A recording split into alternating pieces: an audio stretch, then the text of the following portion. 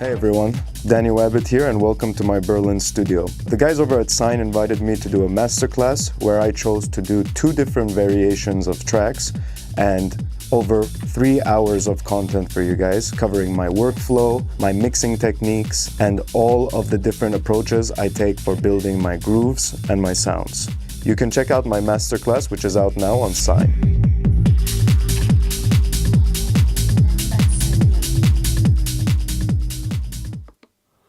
Hello, dear SINEE global community. I'm here, Robert is on a gig, but much more important, my guest. Hello, Hefty. Hey Bjorn, how you doing? I'm fine. So, we have known each other for a long time, well? We have, yeah. It's like maybe 12, 13 years, I think. You were literally the first person to book me in Germany. Yeah, really. So it's a real kind of a full circle moment to be chatting here with you again now. Things come together now. So it was 2010 or 2011 in the Kunstpark. I think so, yeah, exactly, in Cologne. Yeah. And I remember we go to a secret rave after the party. We did. We went to like a psytrance party. Psytrance in the woods somewhere. In the woods, yeah. Yeah. That's right. And you was very close that you don't get your flight. Yeah, man. Yeah, that was close. That was I think literally minutes to spare. Minutes, yeah. That was crazy. Yeah, so today we are giving track feedback to tracks from the community. You send us tracks and we are giving feedback. We choose at random 8 tracks from a big pool of our community, and we will listen to the tracks and giving feedback. So nice to have you here. Quinto is there, Matt Schulz, Atzenkiel, Coma, Billy M, Code of Music Communication, and Steffen are in the chat. So we hope there are coming a few people more. And don't forget to hit the thumb button, the like button. And always excuse my not so good and very German English, but I think you will understand me. Okay, so Hefty, you are making music since 20 years? Yeah, kind of. I've been sort of involved in the music scene for about 20 years, here and there. But I'd say techno since around 2010, something like that. Yeah. We both starting to getting big in the first dark techno wave, I think. Yeah. And that's why we meet each other. Yeah, indeed. Where Facebook was a new thing, SoundCloud. When Facebook was good. Yeah. And there was some groups on SoundCloud, dark techno, and everybody of us, Niereich, you, Cortex, we are posting music there. And so we get in contact. It was it was a community, a dark techno community. It was a real pleasure to be involved in the scene, you know, and to meet such cool people. Yeah, true. Okay, let's start with the first track. We will speak about your projects, about your music later. And the first track we are listening to comes from Carlos Raul, and the name is Sometime It Hurts. I sent you the link in the chat. And let's start with the first track. Okay.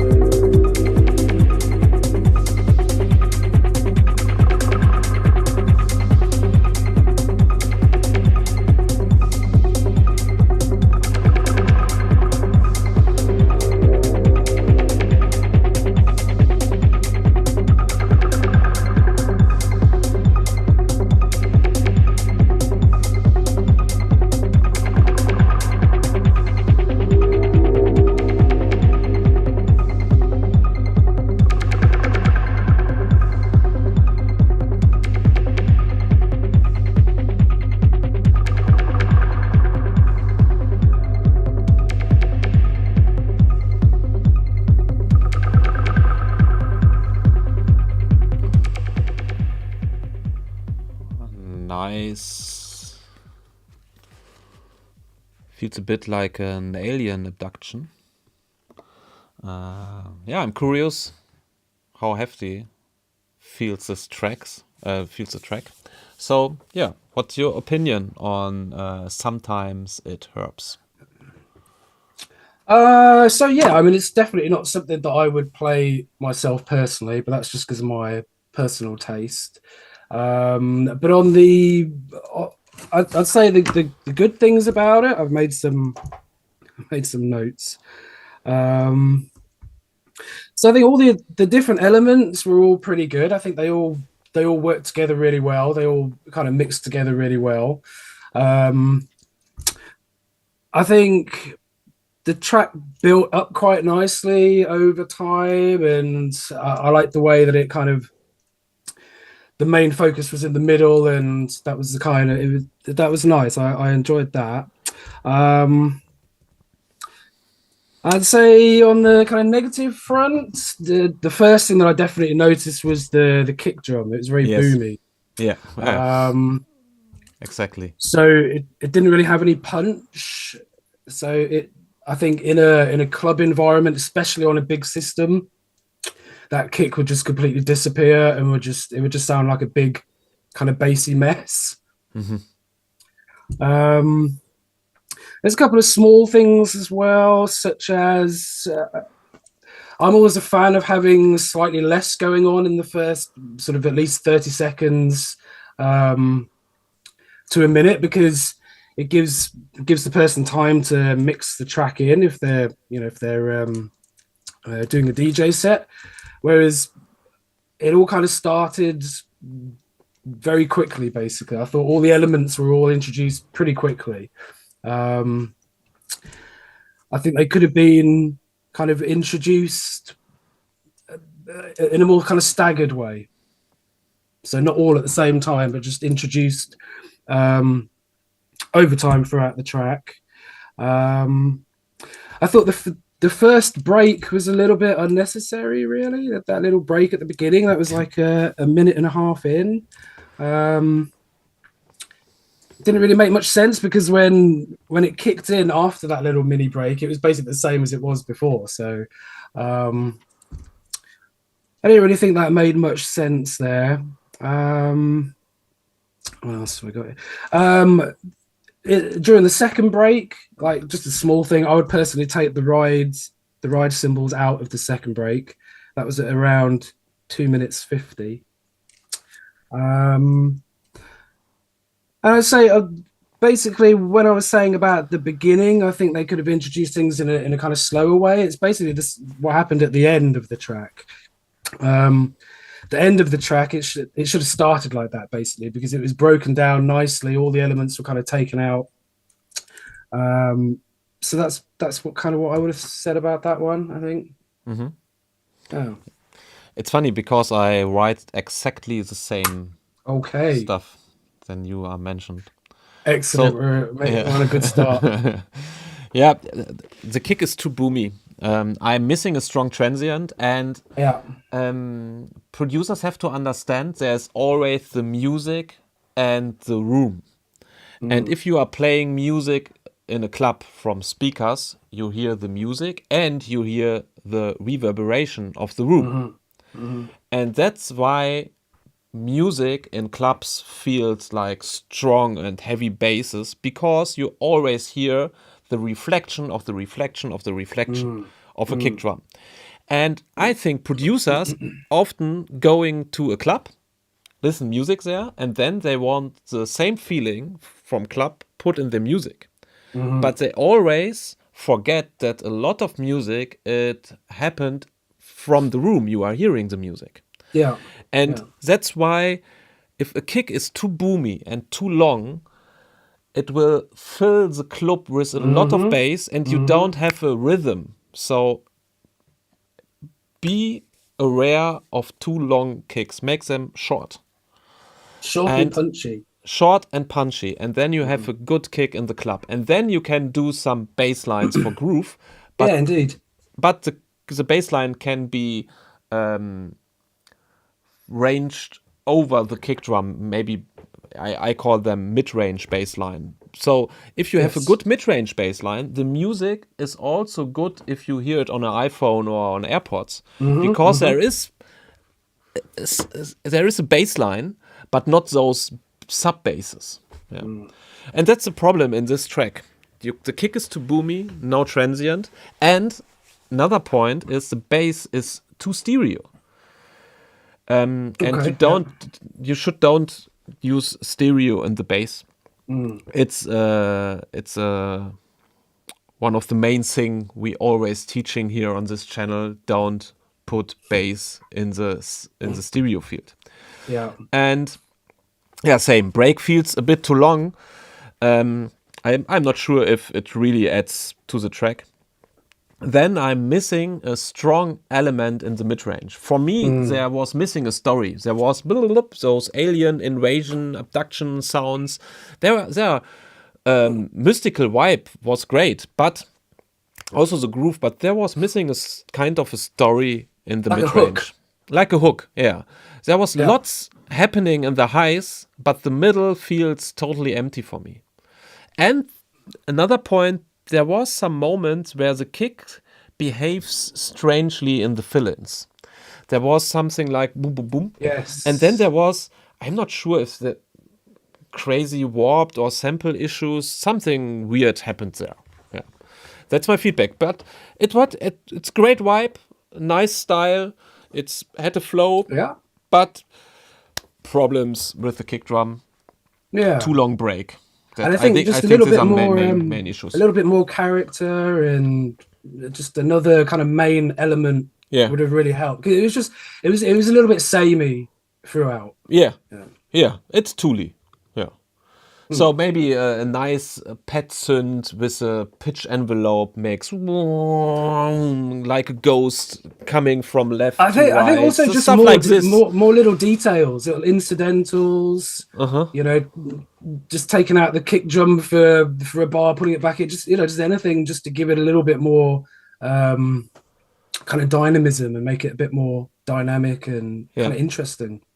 Yeah, and you can do more depth if you have some small little events here and there. A rim shot, a percussion with a lot of reverb, a grain delay, some pang pang, so that there is more depth in the track. Yeah. Nice. We are going to the next track. Oh, it sounds like I was starting to sing. I will send you the link. Okay. And the next track is come from Orangutan. Orangutan sounds like an ape. Orangutan it's an ape, or not? Orangutan. Yeah. Orangutan. Yeah. Orangutan. Okay. Interesting. Interesting. And the track title is Dirty Tape. So we go in.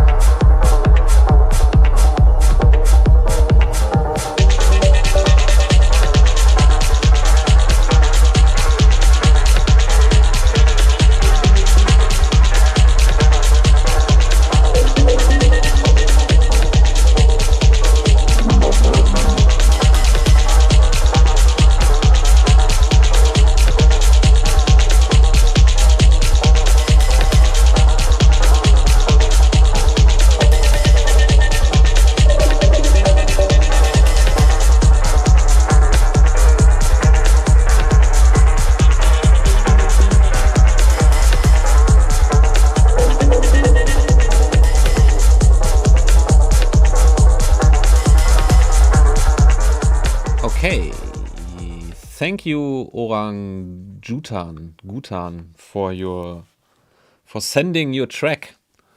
I have a better name for this track. Rattlesnake. I would call it Rattlesnake. Yeah, but what's your opinion on this track? So again, it's not really something that I'll play personally. It's not my kind of thing, but I'd say positive wise, I think the structure on this one was much better than the last one. I think they had, I mean, looking at the waveform, I think they had, you know, those nice little mini breaks and then the main break in the middle. I think the structure on that was better than the last one. I couldn't decide whether I liked the bass or not. I don't know. In 1 minute, I kind of thought it was too kind of boomy and kind of wide. And then next moment, it sounded quite tight. I don't know what you thought about the bass line.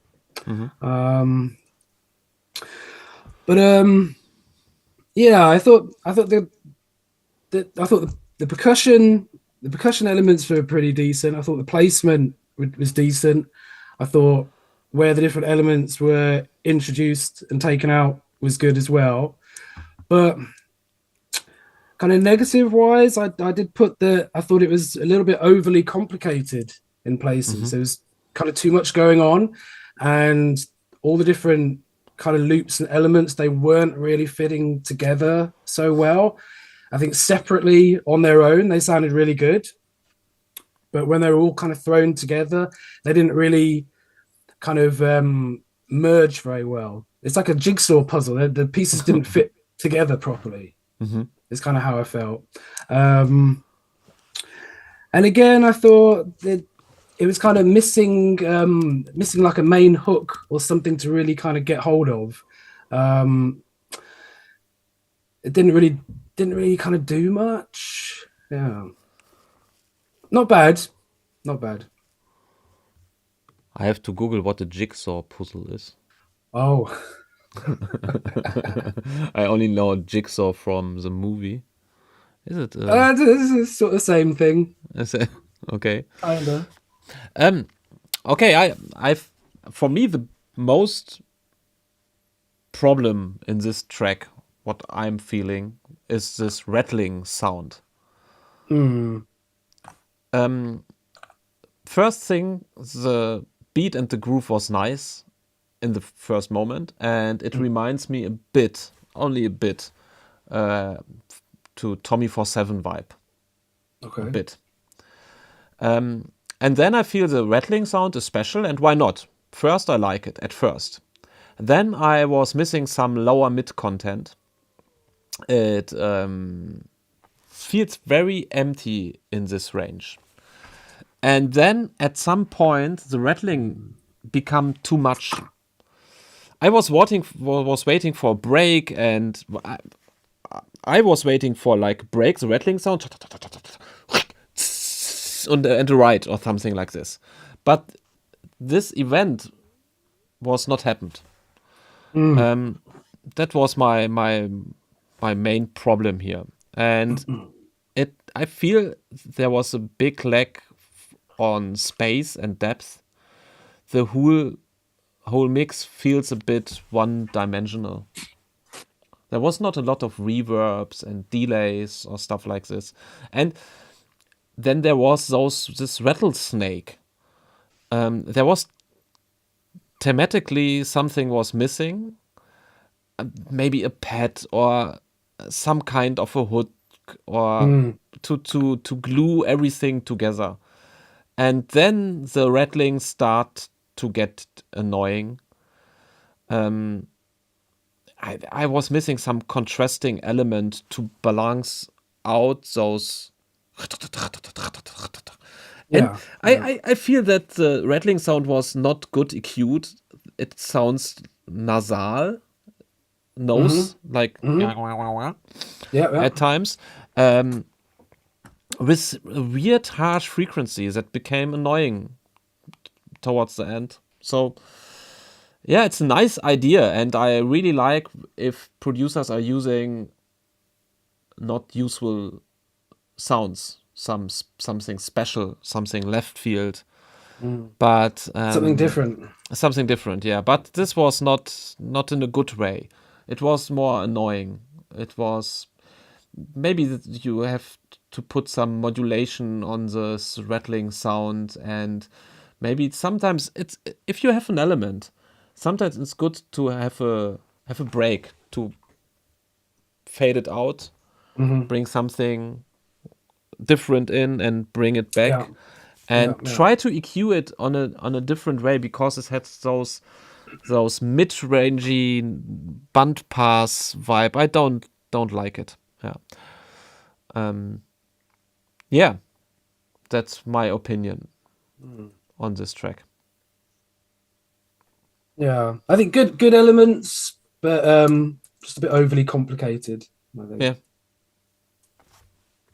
it's a problem if there is a sound in a track and you don't like this sound, and this sound is very loud and goes to the whole track, It takes over.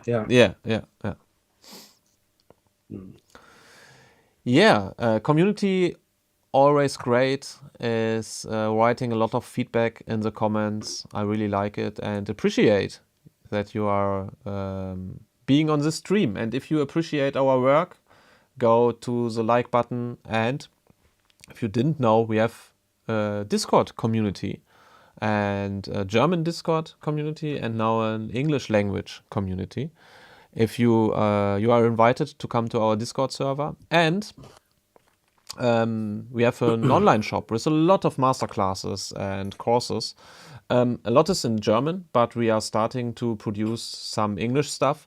And there's a new masterclass with Alexander Kowalski, where he's showing his live act, or Danny Wabbit with Groove Techno, LAKEJ, a really great producer from Sweden, doing more of those hypnotic vibe. We have a masterclass with Sama. So there's a lot of English content already on our website, and a lot of sample packs and sound packs. So go to sine.de and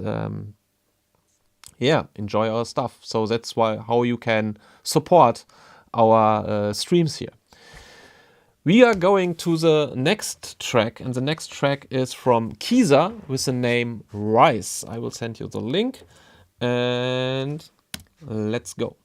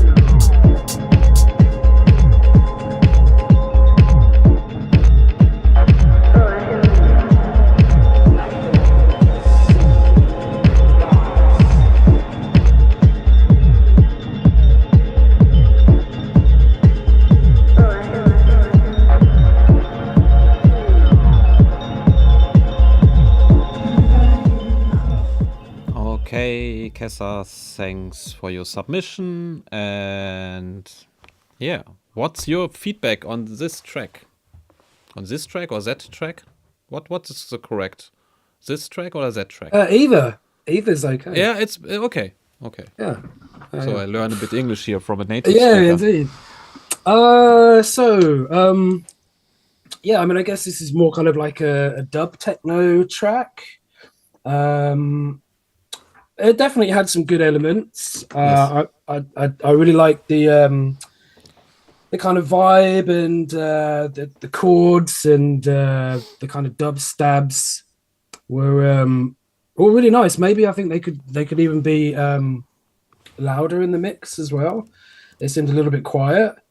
I think if you kind of if they increased the volume a little bit, it would just make more of an impact, I think.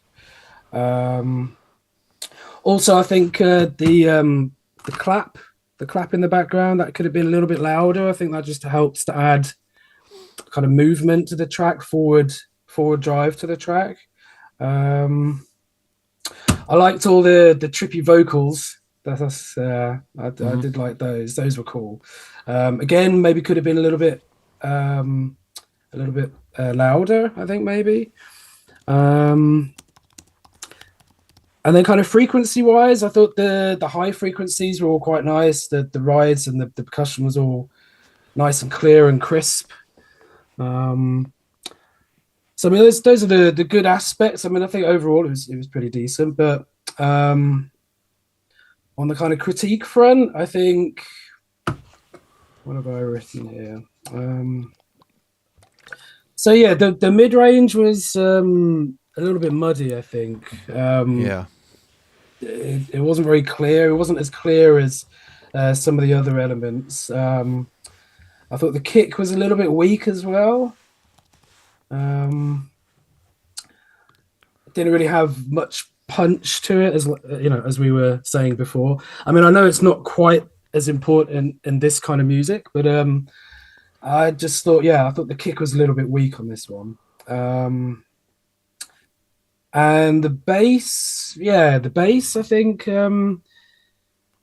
again, it seemed to be one of those more mid-range kind of basses, and there was, I don't know, there was something not quite right. I think it was maybe too loud, or could have had maybe some more of the mid-range frequencies taken out. I think it just seemed a bit kind of muddy again, you know, with the bass. And just a little thing that I wrote down as well. I think a little bit more stereo imaging on some of the sounds as well, to really, because everything sounded quite kind of muddy and in the middle, whereas, you know, you could really stereo image some of the vocals a bit more, for example, so they really kind of you know, so you get that real difference in sounds. I think that would have been better. Yeah, totally with you. I have problems with the low end. The low end overall was too loud and too big. Took away from the dub vibe. So for me, dub have to be in a flow. There too many distractions are not good for this kind of music. It must more mental. You hear the music and feel like in a hypnotic vibe. And if you have a big low end like this, and the supers was, or the mid range was a bit droning and too loud, it felt totally overpowering. And then, for me, too many breaks for my taste. They also disrupted the flow rather to enhancing it.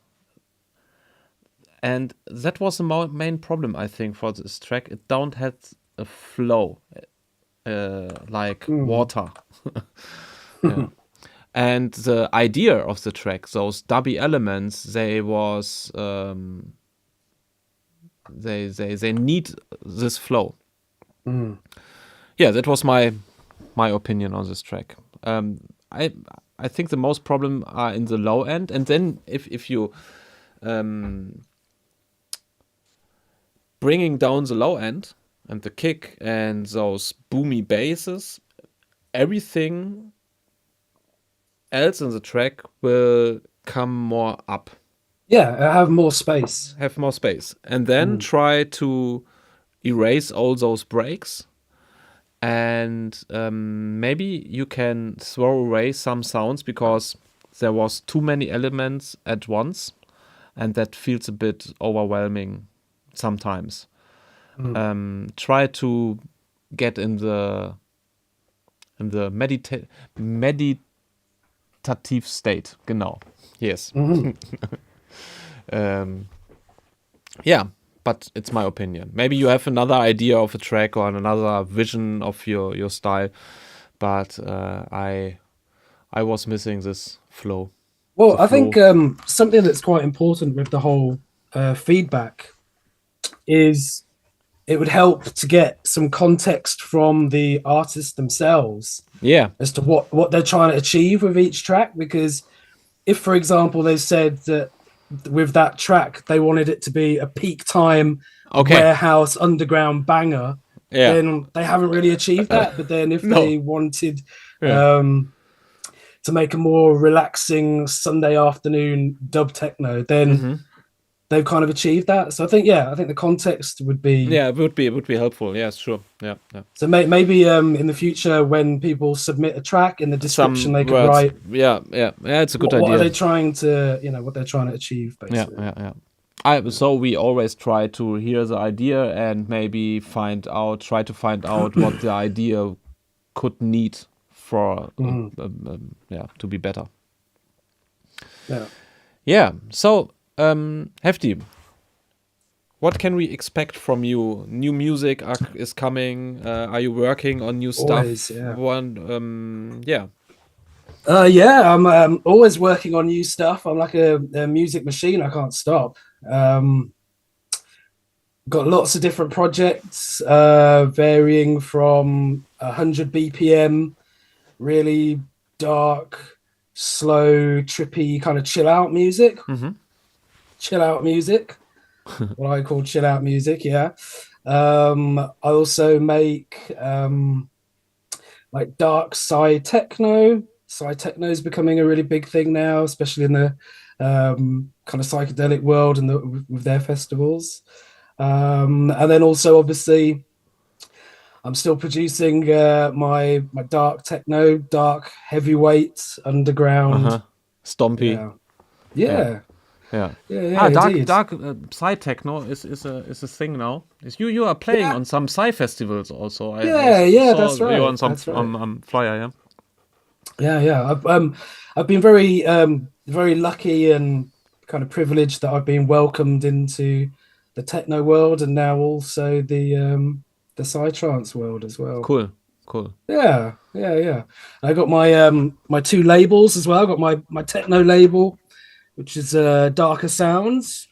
I'll leave a comment after the show, and then my second label is Erebus Records, and that's for like dark progressive psytrance. Oh, nice. So, and the Darker Sounds label, you are running this label since 10 years now? Since forever, long time. Since I started almost. I'd say at least like 12 years, something like that by now. Crazy. Probably. So you releasing every month, or do you have a schedule? Or not at all. So it's quite the opposite, actually. I only release music when it's good enough to release, basically. So there's no release schedule. It's literally a matter of somebody sends in some demos, and then if they're if I love them, then we'll get them released, basically. Yeah. Okay. It's, quality over quantity. Yeah. It's with both of my labels. Yeah. And they're basically supposed to be like a platform for completely new producers to be able to get their music onto a decent label like straight away without having to do all of the groundwork of releasing hundreds of tracks on other labels. The idea is that they can kind of piggyback off my name by being on my label, and hopefully, they can bypass a lot of the kind of grunt groundwork. Yeah, when they're trying to get noticed or trying to get exposure or whatever. I really try and help them. Cool. And do you have some gigs in the future? Yes, I've got. I'm actually going to Poland in 2 weeks' time. Oh, cool. An event called Techno Room. It's I really like going to Poland. It's really cool. It's definitely got kind of German vibes there, with the crowds and the clubs, etc. Where in Poland? Which city? So I probably am not saying this right, but it's Poznan, Poznan, Poznan. Okay, I didn't hear that city. No, I'm not sure. It's probably got a very strange pronunciation. Yeah, Poland had a great techno scene, also, or party scene, electronic music scene. How do you call it? Yeah, cool. I've had a few gigs in Poland, and every time they've been really cool. Definite German vibes. Yeah. And they have good vodka. Yes. Yeah, bad story about that, but I won't. I think everybody who was in Poland have one vodka story. Yeah. I think so. Yeah. Okay, so let's go over to the next track from Van. Its name is Revolver. And yeah, let's go.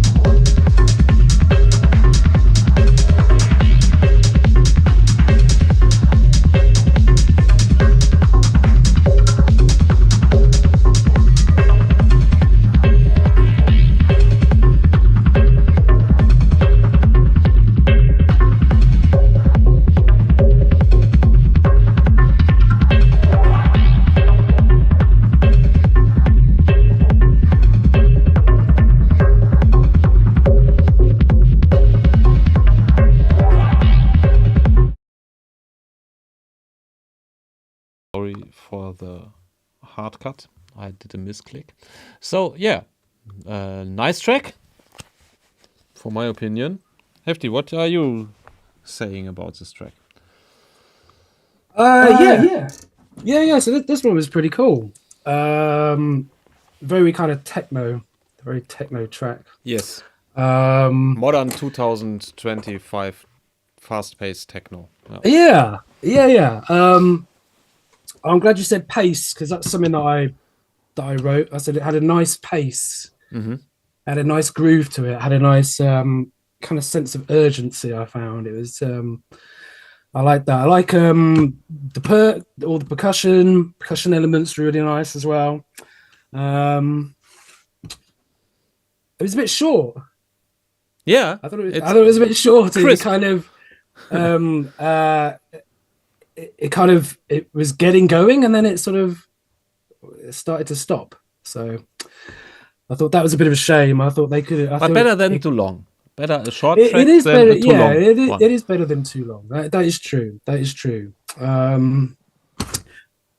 What else did I write? I think there was some problems with the low end and the bass. It was kind of too loud, I think. But I think that's just something that could be fixed with the mix down. It's a Friday of weak low ends. Yeah, man. Yeah. What else have I got written here? Again, it was a bit like a kind of tool track, not like a track. It's a little bit generic, they could have had a little bit more character, a few more unique elements in there. I think it's really important that people can hear a track and say, oh yes, that's Bjorn, or oh yeah, that's Hefty. Whereas I think with this one, it was quite generic. It didn't really have anything that really stood out about it. I mean, I'm being really critical here, because it was decent. It was definitely a decent track. I think they could have been. Yeah, exactly. Yeah. Not much personality. Yeah, it could have been a bit more personality in there, and I think it's very easy to just say, "Oh, put more personality in," but I think the way that you do that is by just experimenting and using whatever program you're using, whether it's Ableton or Fruity Loops or whatever. Just experiment and find your own way to make these different sounds, or even just find your own way to process existing sounds, but just do it in your own way. And then by adding those elements, those are the elements that give the track character. And then people say, oh yeah, that sounds like Hefty, or oh yeah, that sounds like Bjorn. So I think, they could have done with some more elements in there, some more unique elements, I think. I think other than that, I just wrote the hi-hats were too loud. But yeah, typical issue. Are you reading the chat? Yes and no. So yes my wife is here. She said, "Hello, Hefty." Oh, cool. Oh yeah. Of course I remember. Yeah. You weren't married then? No, we weren't married. No. Yeah, now we are married since 10 years. Yeah, man. Yeah. Wow. So it must have been about 12 years ago that I think came, 2011, 2012. I was very maybe it was the first year with Bea and me. I think we was a very fresh couple. Right. Yeah. That's cool. Crazy. Yeah, my feedback. Fast-paced techno had a good groove, nice balance. But at this speed, the bass has to be tight, and here it feels too undefined. So faster you are, you have not a lot of space between the kick drums. And how I explained in the beginning, if you are in a big room with a lot of reverbs, the short kicks fill out the room totally. And this bass here was totally undefined. So if you're doing fast-paced techno, you have to use short, very short kicks and have a precise bass line. This one feels too messy and untidy. But the vibe is solid and it definitely hooked me. So keeps the kick short, makes the bass crisp, clean up the low end, and it's a killer track.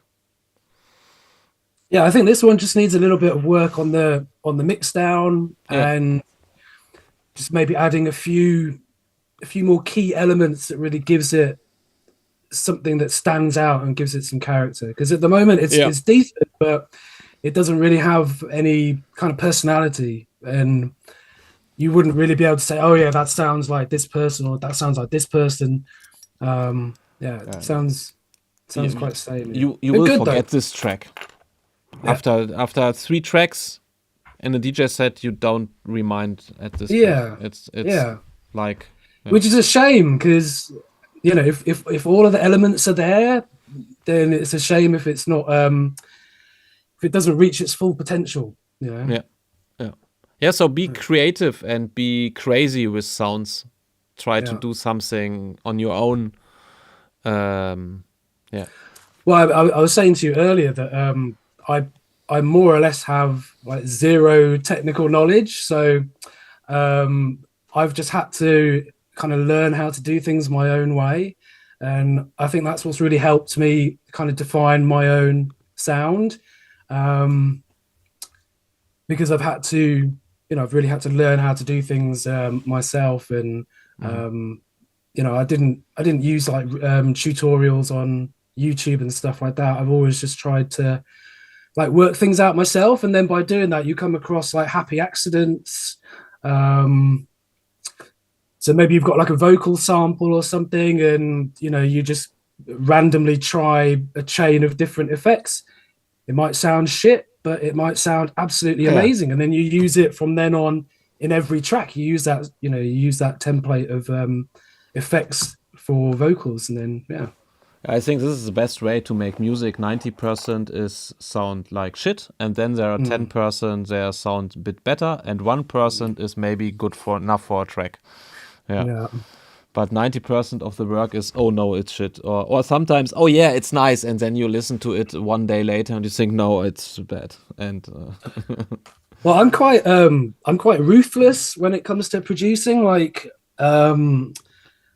if something isn't working, I just delete it. And me too. So I won't spend hours trying to change one sound to make it fit what I'm doing. If it's not working, then I just delete that device and try something different. I marry it with my wife and not with sounds. Yeah. I can delete them. I don't have I'm married emotional. To my plants. You are a fan of plants, yeah. You are a gardener, right? You have that's right. That's my other life. My normal life is I'm a garden designer and gardener. So I'm very, very lucky that my 2 passions in life, like equal passions, music and nature, they're also my 2 jobs as well. So. Nice. So that's your what you are my day job doing for life is for a living. That's my is gardening. Nice. Yeah, it's Hefty's Garden on Instagram and Facebook. If nice. I will follow it. Yeah.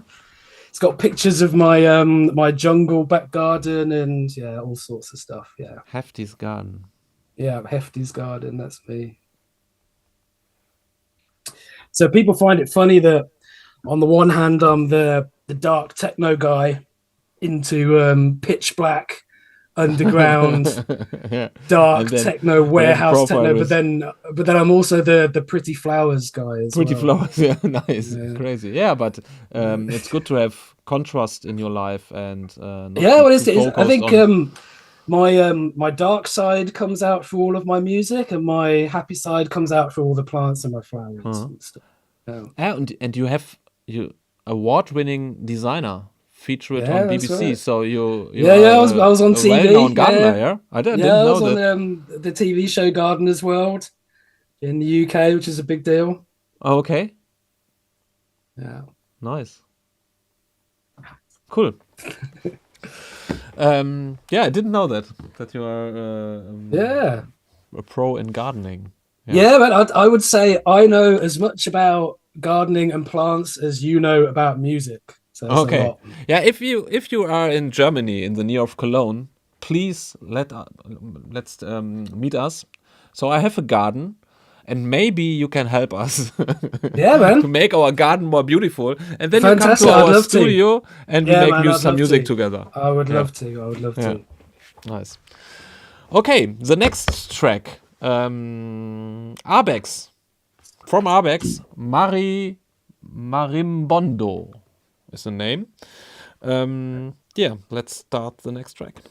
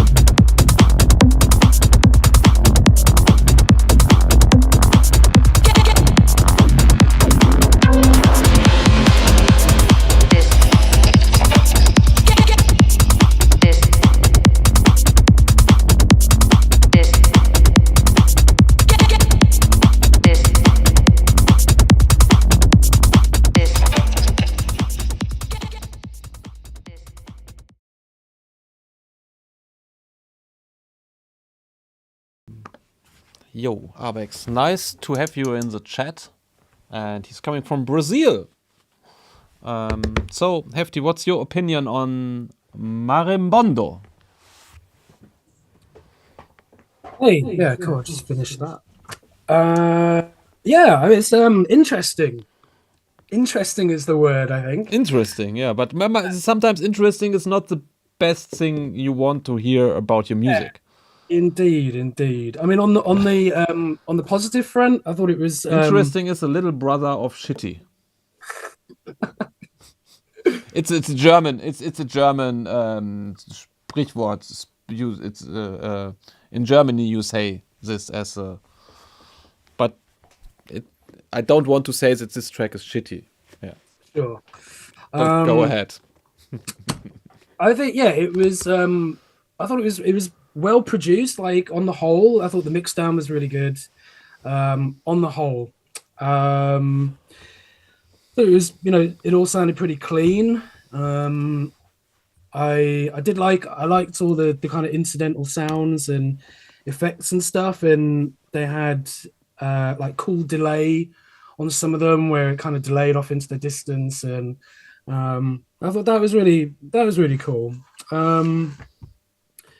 On the kind of negative front,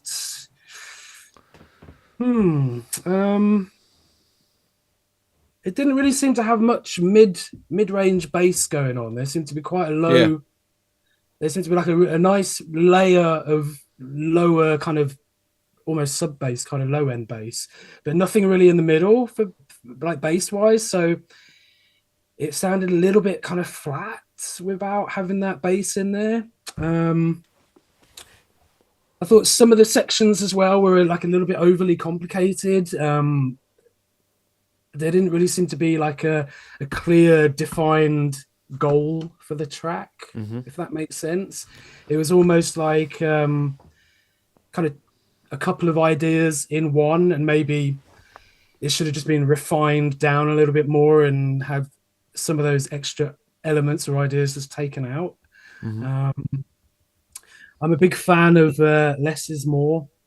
So for me, it definitely got a little bit too kind of complicated towards the middle and end. Yeah.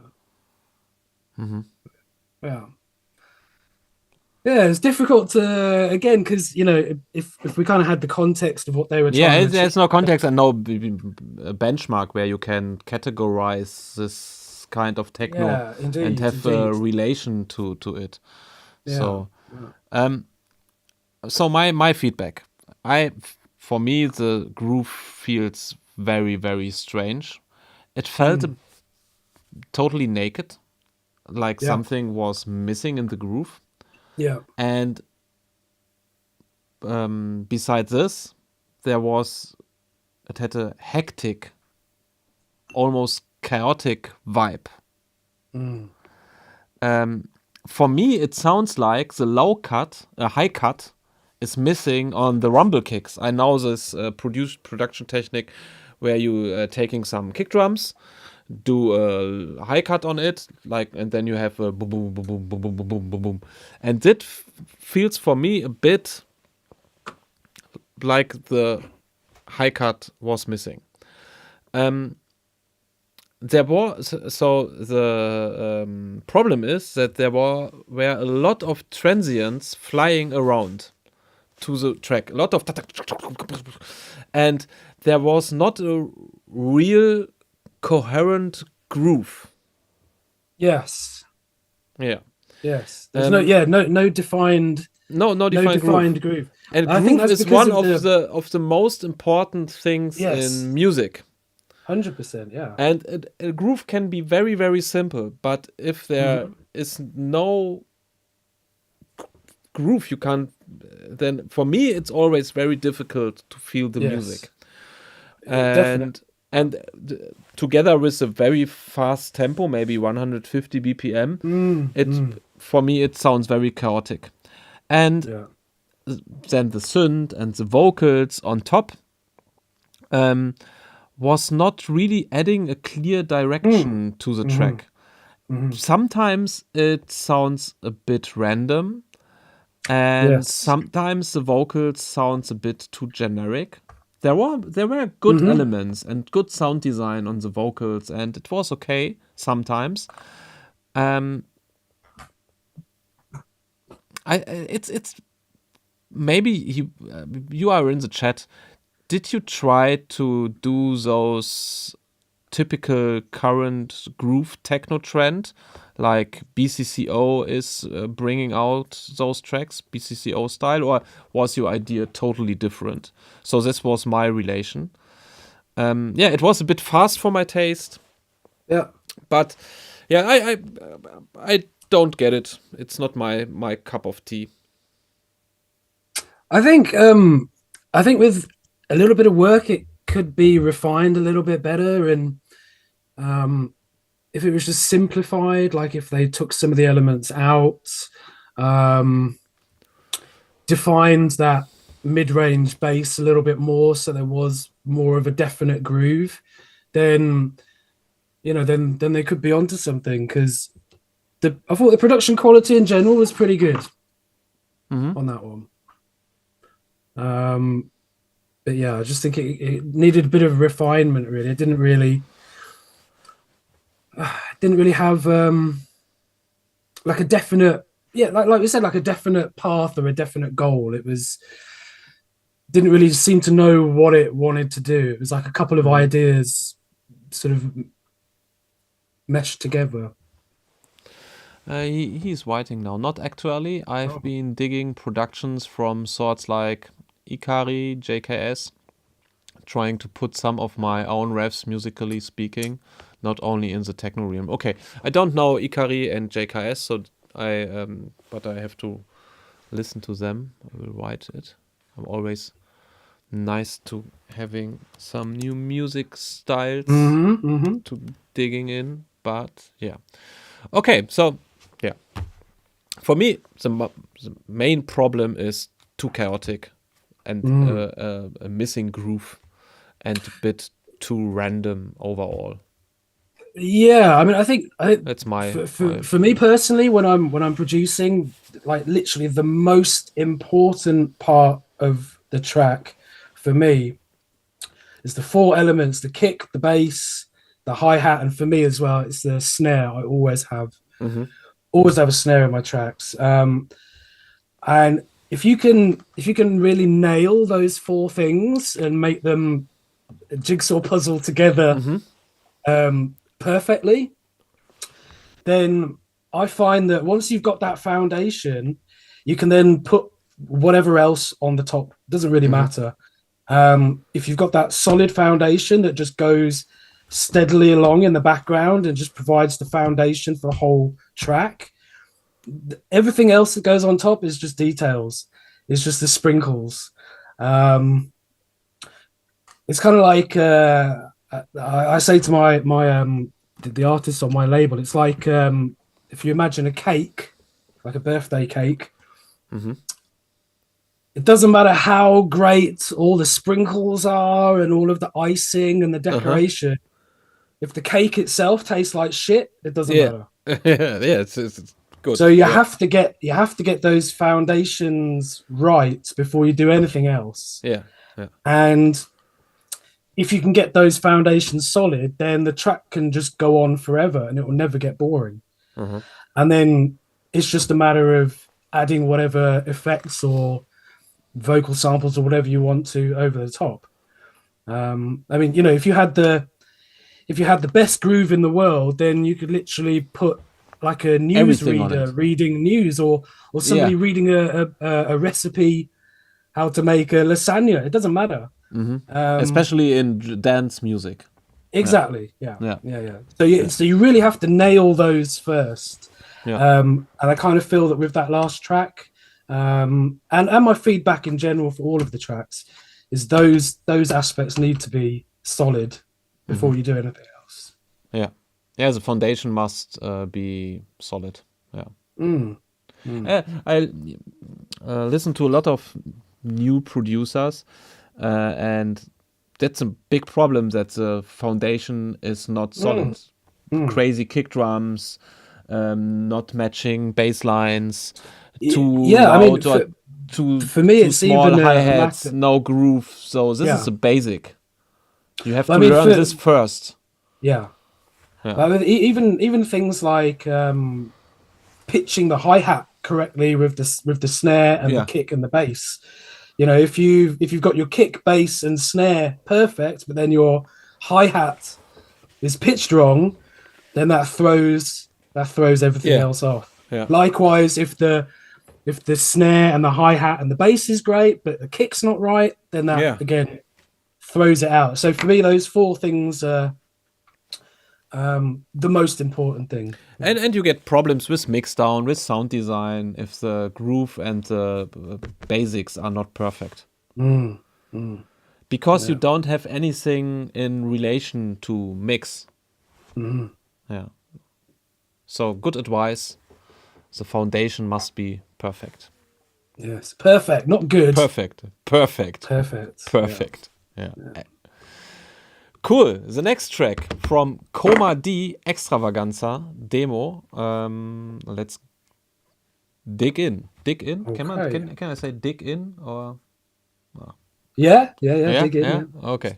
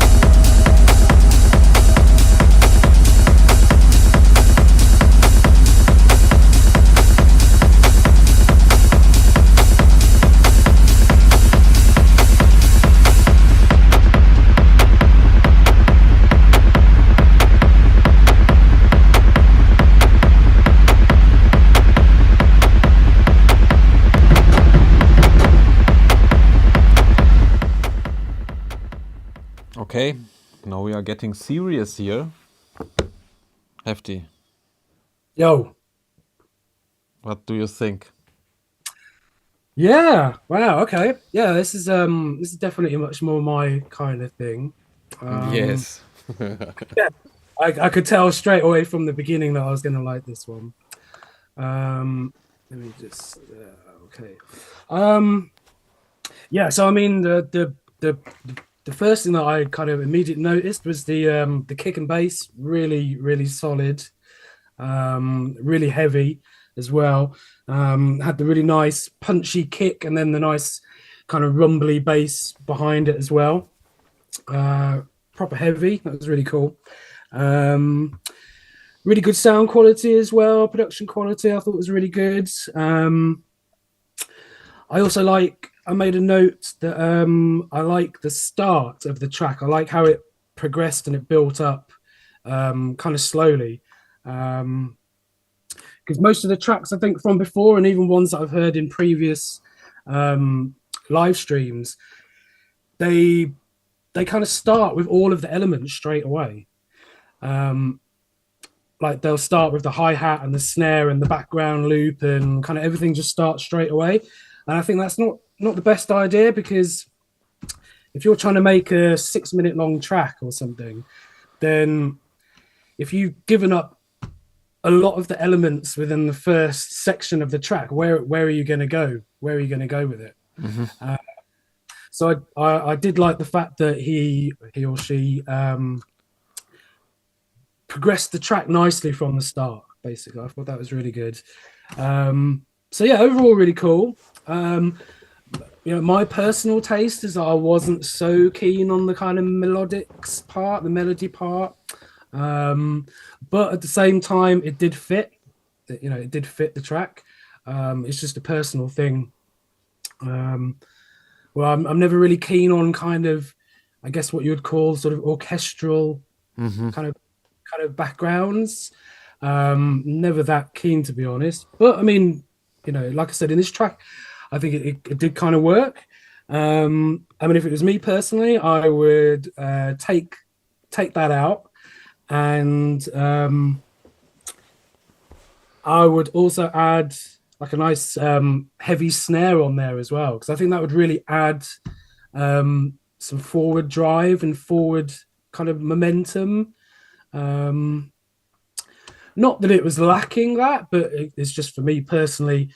If a nice whacking snare came in, that would really be the ice. And then just a small thing, just a personal thing, personal preference. Around 3 minutes 50, something like that. There's like a kind of stuttered, sort of shuffly clap loop that comes in. I'm never a fan of those. I'm never ever a fan. I always think with the snare and a clap, just leave them as a single hit. I think these kind of shuffly claps and shuffly snare loops and stuff, I just don't think they ever add anything to the groove. I always think that they kind of make the groove more sort of stuttered and yeah, it's hard to describe. It doesn't make the groove flow more. It actually does the opposite, in my opinion. But yeah, I like track with those clap parts.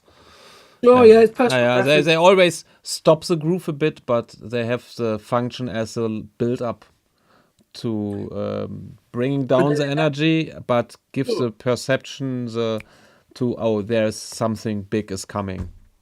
But then for me personally, I would then just find a different sound, like don't use a clap or there's a million different sounds that you could use instead that would have that same that would have the same effect. Okay. Yeah, nice feedback. So I really like this track, but very nice intro, great build up. Everything was smooth and flowing. I really just love it. Then I was okay. There must come something into it, something tonal with a bit more character. It's a great beat, a great foundation. Yeah, exactly. Yeah. Very powerful for me is my opinion. And then the break. And I'm not a fan of this break. The distorted piano didn't work for me, and I read some comments in the chat. They feel the same, that the track lost them in this break. It lost the drive and the energy in that moment. This track has more like a big fat monster, and then there was those distorted piano doodle doodle. It was not what this foundation need. So the beat was really fat, drums fat, killer groove, but this melody and the sound design was really not my cup of tea. It was too resonant and didn't sit perfectly in the mix for me. What I think this tracks need is one shot. Something like bang, something metallic, one on the maybe on the fourth beat, or something syncopated and then with offbeat, something with a delay and a big reverb, short reverb that you can modulate. Yeah, like more incidentals and one. Yeah. Not a sequence, only one. Dang. Yeah. I think the piano kind of loop was it just became too kind of distracting from the rest of the track. Yeah. It was not the vibe for the track. Yeah. And so distorted piano sounds with this kind of melody, it's not what this track needs. The track needs one total crazy big monster one shot. Yeah, and then it's a banger. Yeah. I mean, I would personally just take out the piano melody, put a snare in there as well to add that forward drive, and then more kind of just incidental sounds and effects and things to kind of pique your interest. Yeah. So I'd say in this case the cake tastes good, but the sprinkles need work. Yeah. If you are searching for sounds, really try a sample pack from SINEE. Believe me, you will find the sound you need. And there is a sample pack. It calls. I'm searching it for you and give you the link. Essential. Well, if the listeners, etc., the viewers are interested, I also have a sample pack series as well. It's Darker Sound sample packs. You can Google that, and there's loads of good sounds and samples and effects and noises and atmospheres and vocal samples and all sorts there. Yeah, you have sample packs on Bandcamp or where we can find them? Yeah, that's right. Yep. They're available on Bandcamp. There's 10 volumes. I'd say the sort of 5 to 10 are the best, really. Those are the ones where I kind of... If you like, we can launch your packs also in our SINEE store. Oh, cool. Yeah, that'd be amazing. Yeah. That'd be really cool.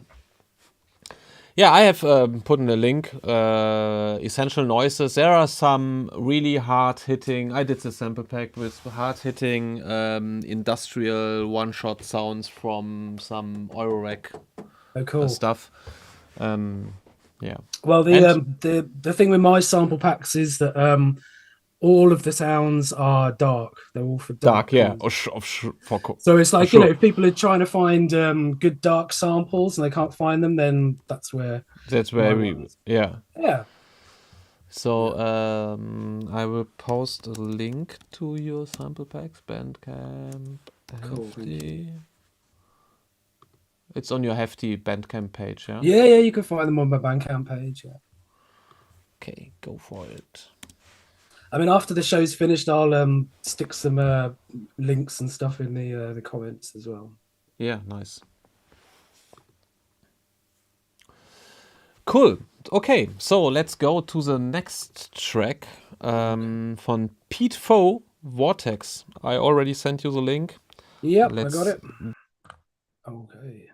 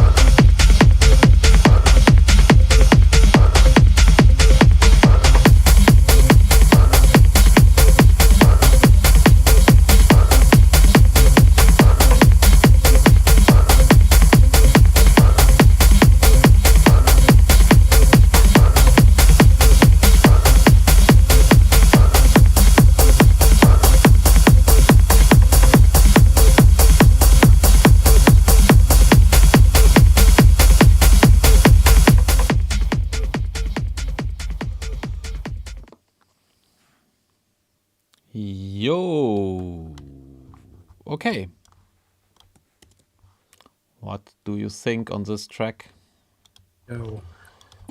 It's not a Yeah, track for me. Is it a track?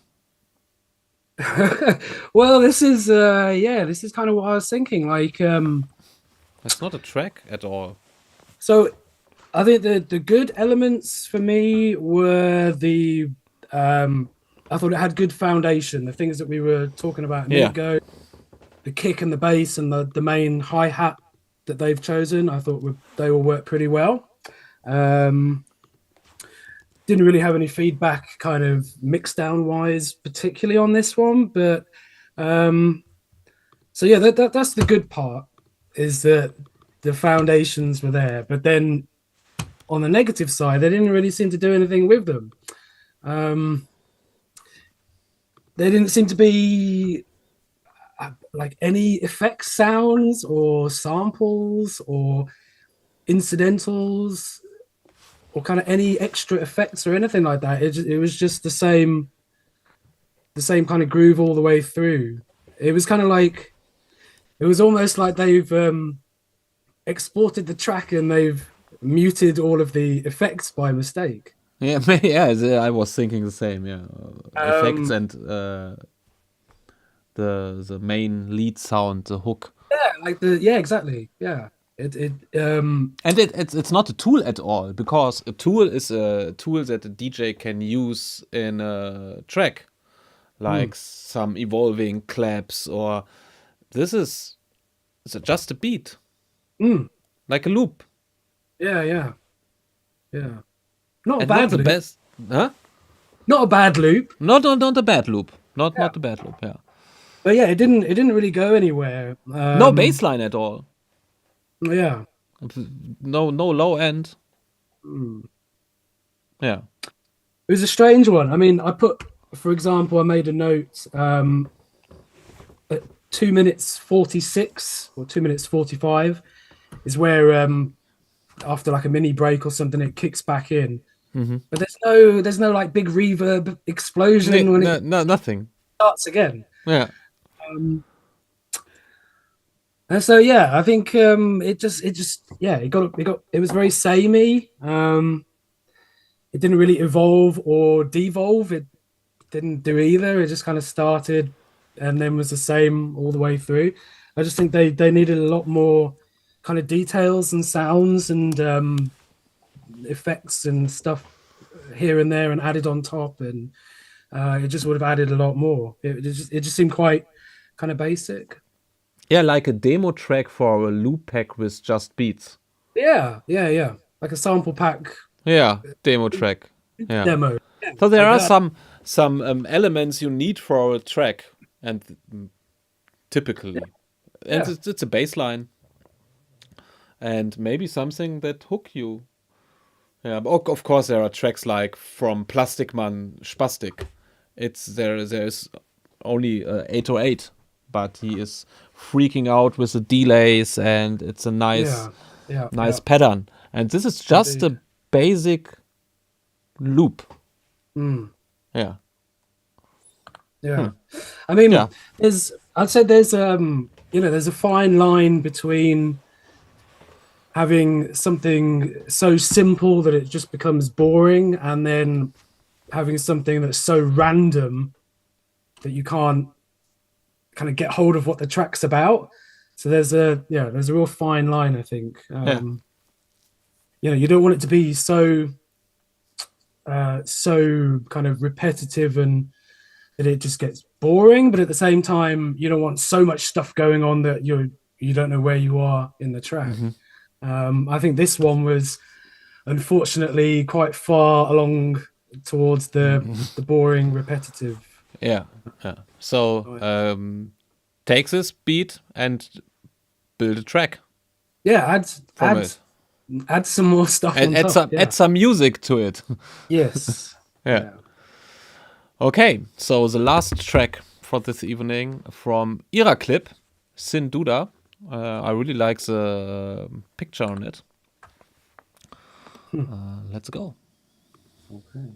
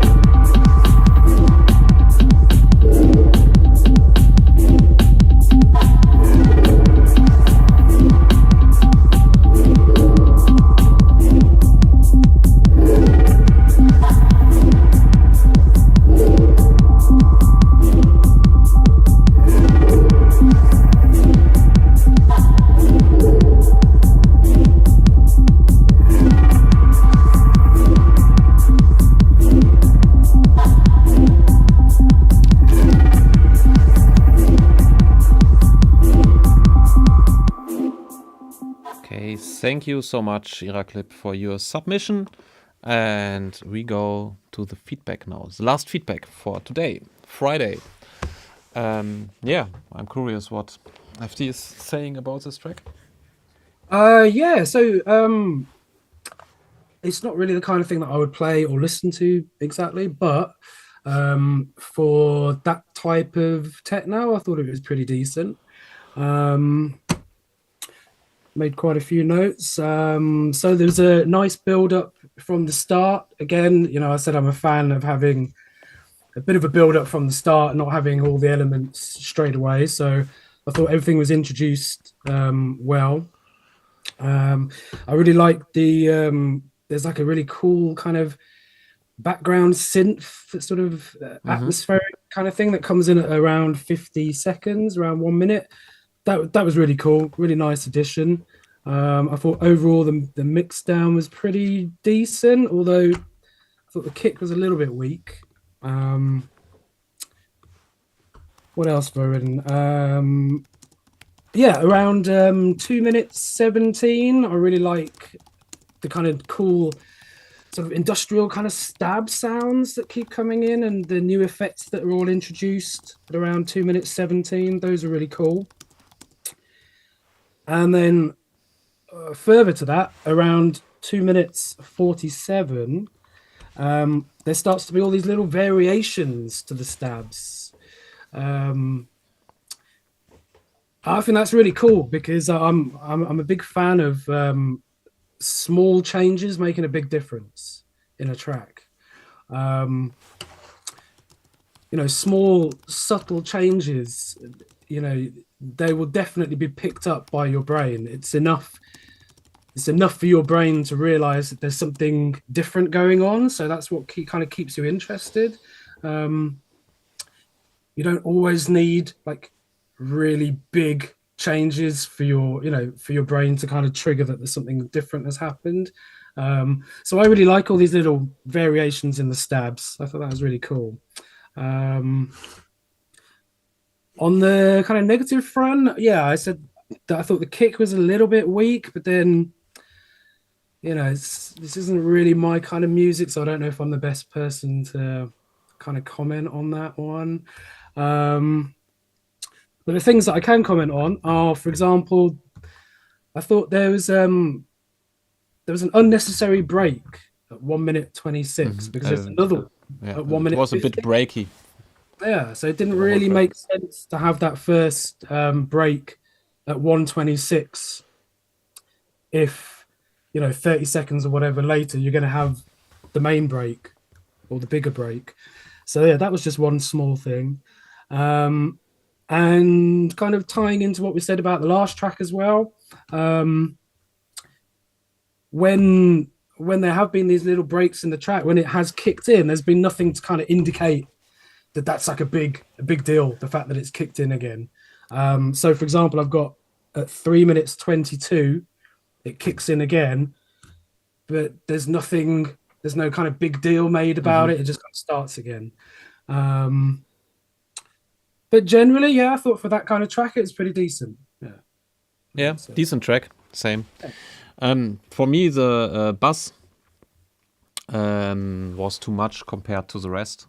It feels a bit unbalanced.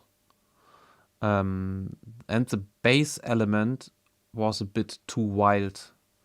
Could use more control. I think it's the same problem with other tracks, that it's too much bass in the track.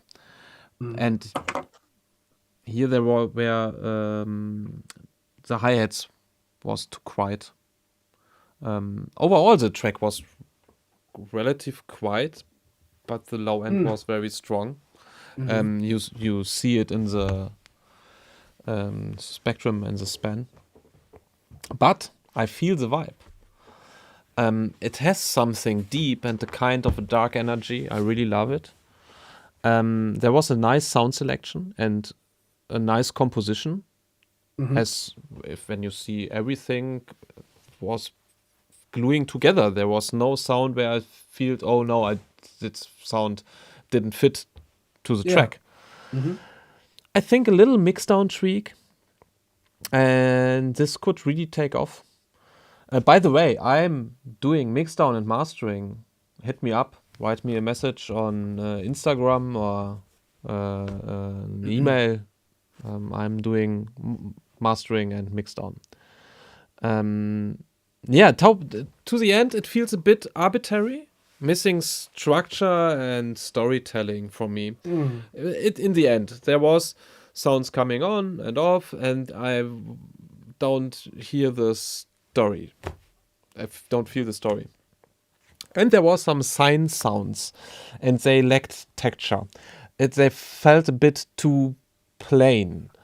I always have problems with sine tones because they are tricky to mix, and they was also stereo, and you have spikes in your mix. And so always try to add some overtones to your sines with distortion, with raw, with noise injection, with erosion to get them a bit gritty. To add character. Yeah. They can easily get lost or fell too dominant in the wrong spots in your mix. Try maybe some modulation and subtle modulation to add more character. Yeah, but all in all, a nice vibe. Yeah. Cool. Hefty, your first track feedback on Sine, and I don't think it was the last one. Oh, I hope not. That was really cool. So, dear chat, write a 1 in the chat. This number, if you like that Hefty comes again to the stream. And now we try to find the winner for today. How do I add overtones to Sine? Yeah, that's the name of our company, Sine, but with double E, and the E, the second E, is for education. So, yeah, we find a winner now, and going to the poll section. So now you can choose your favorite track, and the winner will get a coupon of our shop in the €25. So here can you vote for the track, and I will make a small rundown of all those tracks we listened today. There was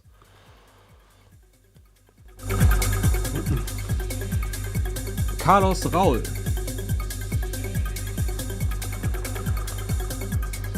Orang Utan mit Dirty Tape,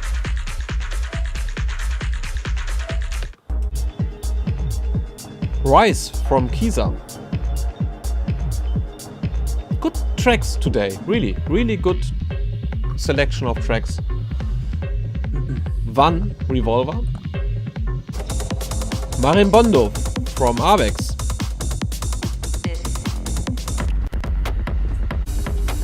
Extravaganza von Coma,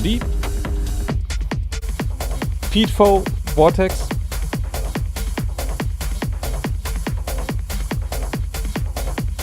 and Ira Clip, Sin Duda. What was your favorite? My favorite would be from, is it Coma? Is that their name? Coma? Yeah, the really heavy one. That was Yeah, my me favourite. too. Yeah. Okay, and now here's 4 voices. You can vote. Voting is important. Nowadays more than ever. I will make a clock, 1 minute timer, starting now. And I think we have a winner. Coma D and Kiza rise on the second place. So please everyone vote. And the next stream I can tell you who's the next guest on this track feedback on Global. The next is with Alexander Kowalski. He is the next streaming guest here. And in the end of the February, we have Diaz from Poland here on Trackfeedback. Nice. So yes, very, very clear. Thanks and congratulations to Coma D. You are the winner. So please send us an email to info@SINEE and make a screenshot from your SoundCloud where we can see that you are logged in to your track, and we will send you a Gutschein, the German word for it, a coupon, a Gutschein. Hefty, thank you. Oh, thanks to you, man. Yeah, we can did another appointment for Trackfeedback stream. If you Amazing. if I'd love to. like to. Yeah, I'd love to. Very, very good feedback. Oh, thank you very much. Thank you. Well, I kind of said that I feel that I've hardly got any authority to be giving judgment on anyone else's music when I don't really know what I'm doing myself, to be honest. So. Okay. Yeah. But no, it's really, really, really cool to be here, man. Thank you so much for the invite, and I hope the artists who sent in their tracks, I hope they found the feedback helpful. Yeah, I hope so too. Yeah. Someone write a nice note. Wait.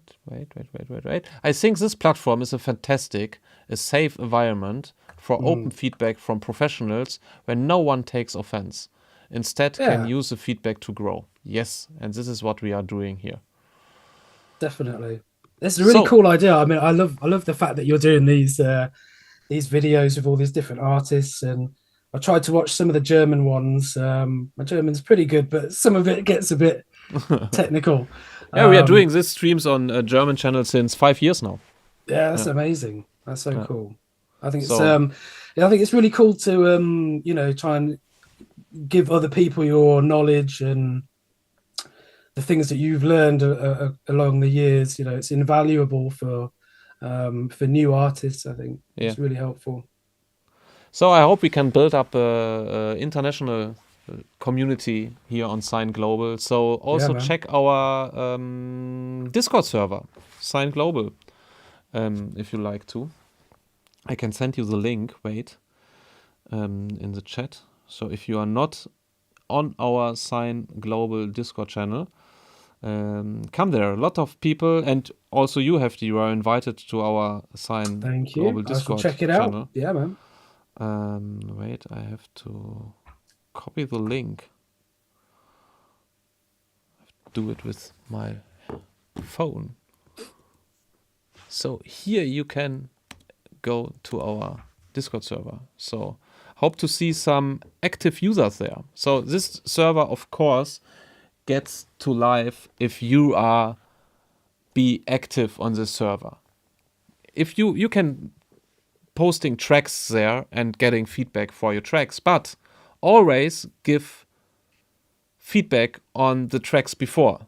So before you drop a link on our track feedback server, just write some nice feedbacks to the other tracks and be active, and then we can build up a nice community where we can help each other and having fun on music production together. Okay, those are my last words for this Friday, and I will send you also the link. Here's the Discord invitation link. Perfect. Bye bye, community. See you soon here on this channel or on our German channel. Bye bye. Check our store. See you. Cheers, Bjorn. You can stay in the chat for a minute.